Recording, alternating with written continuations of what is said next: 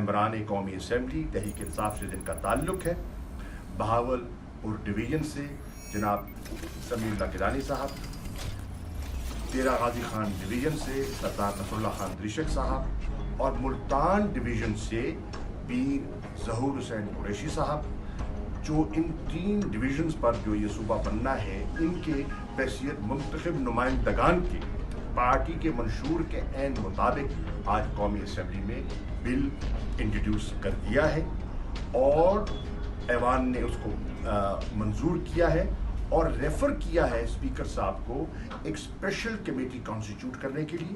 Special committee ہم اس کو constituted کریں گے اور انشاءاللہ اس کو عملی جامہ پہنانے کے لیے ہم آگے بڑھیں گے۔ 2 چیزیں اور بھی ہوئی ہیں۔ نمبر 1، میں نے آج on the floor of the house Pakistan Peoples Party کو دعوت دی ہے۔ وہ جنوبی پنجاب کا صوبہ بنانے کے دعوے دار ہیں۔ وہ کہتے ہیں ہم نے ماضی میں یہ کوشش کی، ہمارے پاس اکثریت، آج ہمارے پاس بھی